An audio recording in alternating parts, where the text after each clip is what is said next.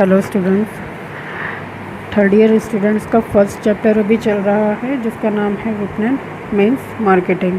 विपणन में आपके 3 लेक्चर्स हो चुके हैं जिसमें हमने मार्केटिंग के बारे में समझा है कि मार्केटिंग क्या है। ठीक है, अभी 4th लेक्चर ये आपका है। 4th लेक्चर में हम थोड़ा सा इसमें संप्रेषण ऐड कर देंगे। संप्रेषण मीन्स कम्युनिकेशन, मतलब कि संचार, है ना। तो क्या होता है कि आप लोग का वैसे ये संप्रेषण आगे आपके चैप्टर्स में डिटेलिंग में ऐड होएगा, विज्ञापन के, एडवर्टाइजिंग के। बट ये है कि अभी अब हम अगर इसको थोड़ा सा समझ के चलेंगे तो आपको विपणन को अच्छे से समझने में सरलता होगी, है ना। थोड़ा आपको हेल्प मिलेगी। तो उसके लिए हम इसके बारे में थोड़ा सा डिस्कशन कर लेते हैं। तो ये है संप्रेषण, मतलब कि संचार का अर्थ किसी बात या विचार को आगे बढ़ाना है। मतलब कि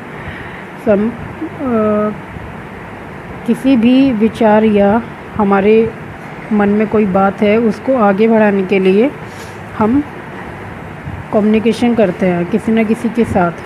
तो उसके लिए ये है संप्रेषण, विचारों, भावों एवं संदेशों के आदान प्रदान को कहते हैं, जिसमें 2 पक्षों का होना आवश्यक है।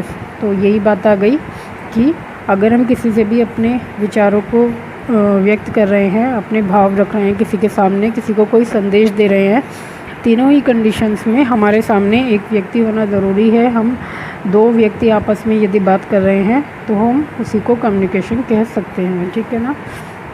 क्योंकि यदि हम स्वयं से बात करेंगे तो वो तो डेफिनेटली कम्युनिकेशन नहीं कहलाएगा, है ना।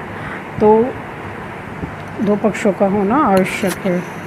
एक व्यक्ति जब दूसरे व्यक्ति से कुछ कहता है या सुनता है तो वह व्यक्ति से व्यक्ति अथवा व्यक्तिगत संप्रेषण कहलाता है।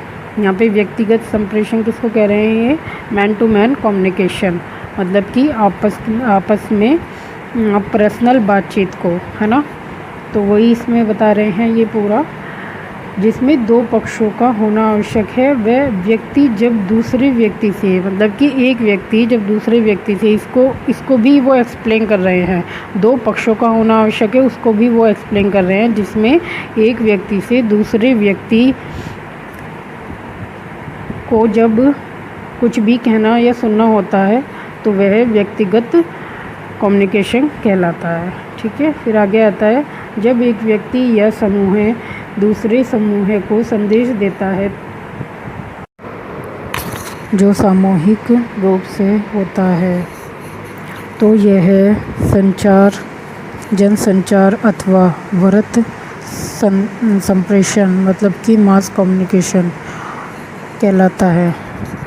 तो ये बोल रहे हैं यहाँ पे, जब एक व्यक्ति या समूह, एक व्यक्ति हो गया और एक समूह हो गया ग्रुप, दूसरे समूह को, मतलब कि एक व्यक्ति या का मतलब या हो गया, है ना, कि या तो हम व्यक्ति के बारे में बात कर रहे हैं या फिर हम बहुत सारे लोगों के बारे में बात कर रहे हैं। तो यहाँ पे आ गया, एक व्यक्ति या समूह दूसरे समूह को संदेश देता है, मतलब कि एक ग्रुप है, उस ग्रुप को कोई भी संदेश दे रहा है तो वो संदेश देने वाला भी ग्रुप ही है। लेकिन ये भी हो सकता है या एक व्यक्ति भी उस ग्रुप को संदेश दे सकता है, मतलब एक व्यक्ति बहुत सारे लोगों को बता रहा है या बहुत सारे लोग बहुत सारे लोगों को बता रहे हैं।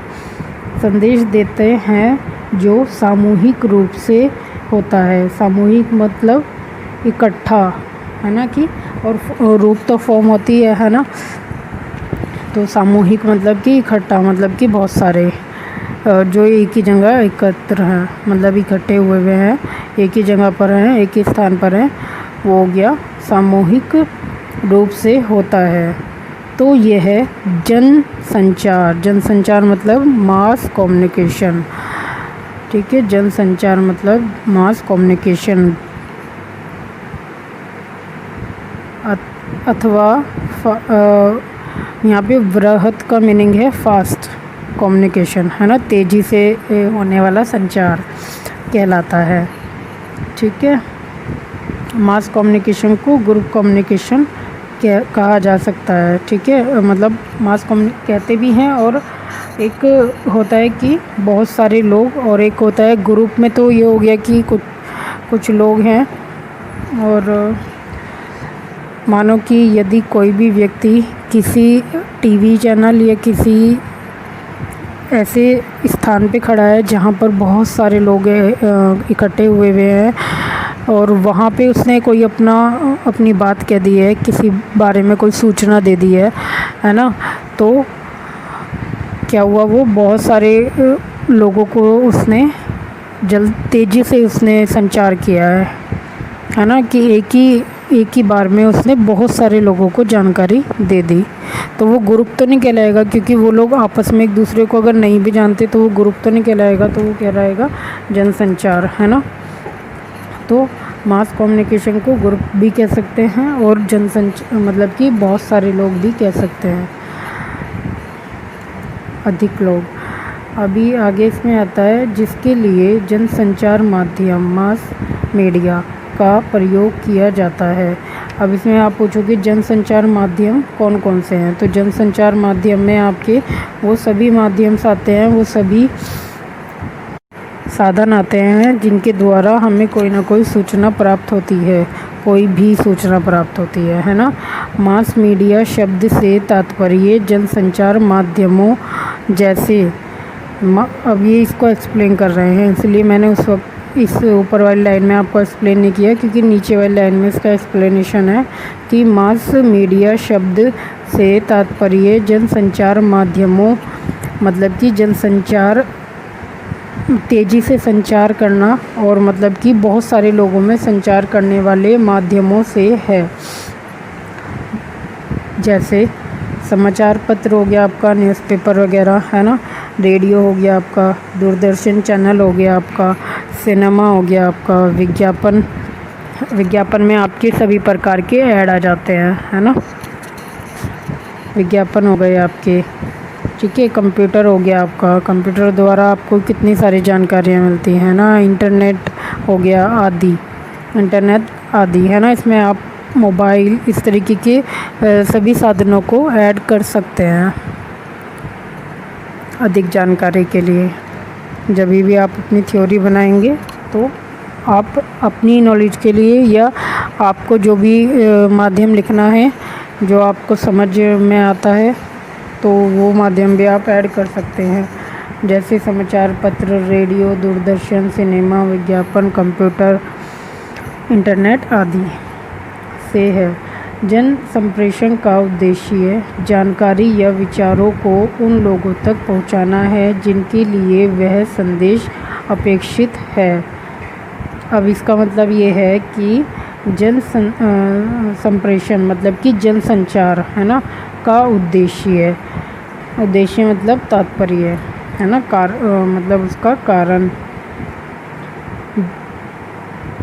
जानकारी या विचारों को मतलब कि किसी भी तरह की जानकारी, सूचना, विचारों को उन लोगों तक मतलब सूचना, विचारों मतलब नए विचार जो आ रहे हैं, नए विचार जो भी आते हैं या कोई भी नई जानकारी आती है, पुरानी तो पता रहती है सबको, धीरे धीरे मालूम हो ही जाती है, तो को उन लोगों तक पहुंचाना है जिनके लिए वह संदेश अपेक्षित है। अपेक्षित क्या होता है? अपेक्षित मतलब ज़रूरतमंद है, मतलब कि वो उस संदेश की उनको आवश्यकता थी, उनको ज़रूरत थी, है ना। वो चाहते थे कि कुछ ऐसा हो जाए और वो अगर जानकारी उनके पास नहीं जाती तो वो उससे वंचित रह जाते उस जानकारी को जानने से, है ना। तो जनसंचार का तात्पर्य यही है, उद्देश्य उनका यही रहता है कि उन व्यक्तियों तक जानकारी पहुँचे जिनको उन जानकारियों की आवश्यकता है या उन सेवाओं की आवश्यकता है या उन चीज़ों की आवश्यकता है, प्रोडक्ट्स की आवश्यकता है, उन जो भी उनको उनकी आवश्यकताएं हैं उनको पूरा करने का ये एक तरीका है, माध्यम है। संप्रेषण के विभिन्न तरीके हैं जिसमें ग्रहणकर्ता संप्रेषण विचारों एवं उसकी भावनाओं को समझ लेता है। अब ये क्या बता रहे हैं इसमें? संप्रेषण मतलब कि संचार के विभिन्न तरीके हैं। सही बात है, संचार करने के तो विभिन्न तरीके हैं, उसके लिए कोई एक एग्ज़ाम्पल सफिशिएंट नहीं है, है ना। तो संचार के बहुत सारे माध्यम हैं, बहुत सारे तरीके हैं जिसमें ग्रहणकर्ता, मतलब कि ग्रहणकर्ता ये किसको कह रहे हैं, एक तरीके से जो उन सामानों को यूज़ करने वाला है या उसकी वो सेवाएं प्राप्त करने वाला है, उन सेवाओं को यूज़ करने वाला है, जिनसे ग्रहणकर्ता संप्रेषित विचारों एवं मतलब संचार के जो भी विचार हैं एवं उसकी भावनाओं को, है ना, को समझ लेते हैं। मतलब कि जैसे कि मैंने आपको पहले ही बताया था कि विज्ञापन में हम ऑटोमेटिकली कुछ इस तरीके की टेक्निक्स यूज़ करते हैं कि हम इस तरीके से हम विज्ञापन को क्रिएट करते हैं कि विज्ञापन को देखने वाला, पढ़ने वाला उसके बारे में आधे से अधिक जानकारी विज्ञापन को देख के ही प्राप्त कर ले या पढ़ के ही प्राप्त कर ले। मतलब हम उसमें डाल देते हैं कि वो प्रोडक्ट किस कंपनी का है। यदि किसी प्रोडक्ट के बारे में एग्जांपल दिए जाए तो हम उसमें डाल देते हैं वो प्रोडक्ट किस कंपनी का है। एटलीस्ट हम कई बार उनमें थोड़ी थोड़ी डिटेल भी दे देते हैं कि उसका प्राइस क्या है, प्राइस अमाउंट में कुछ फ़र्क आया है या नहीं आया है, उसमें और ज़्यादा क्या गुण आए हैं, यदि वो पुराने से कुछ नया आया है मार्केट में तो उसमें और क्या गुण आए हैं, और वो आपको किन शॉप्स पे अवेलेबल हो सकता है ना, मतलब किस प्रकार से अवेलेबल हो सकता है। और अगर कई बार ऐसा होता है कि कुछ भी एडिटिंग की जाती है ना, प्रोडक्ट्स में, या किसी ना मान लो कोई प्रोडक्ट पहले से ही चला आ रहा है बट उसमें कुछ नया डाला है, तो उसके लिए जब हम कोई भी विज्ञापन बनाते हैं तो हम उसमें मेंशन करते हैं कि उसमें नया क्या आया है ना। तो उसी तरीके से वो कह रहे हैं कि जिनकी ज़रूरतें हैं उनको वो सूचनाएं प्रदान करता है उसी तरीके से जैसे कि वो पाना चाहते हैं, है ना। यहाँ पे इन्होंने संप्रेषण विचार किसको कहा है, जानकारी देने के कारण व सोच, मतलब कि वो जानकारी क्यों दे रहे हैं, है ना, उसके ऊपर उसके पीछे क्या कारण है, क्या उनकी सोच है कि वो क्यों दे रहे हैं, वो उसकी भावनाएं क्या हैं, है ना, किसकी, जो उस सामान को ख़रीदना चाहता है, जिसको उस सामान की ज़रूरत है, जो उसका प्रयोग करेगा, जिसको वो सेवा चाहिए, है ना। उनकी पहले उन्होंने आवश्यकता को समझा, जाना, फिर उन्होंने उस प्रोडक्ट का या उस सेवा का निर्माण किया, फिर उन्होंने उसको ग्राहक तक पहुंचाया, है ना। तो ये सब वो समझा रहे हैं और यही एक संचार माध्यम मार्केटिंग कहलाता है। ठीक है, तो यही मैंने आपको एक्सप्लेन करना था थोड़ा सा। अगर आप लोगों को कुछ भी अभी भी इसमें प्रॉब्लम है या समझने में दिक्कत है तो हम जूम मीटिंग पे डिस्कस करें।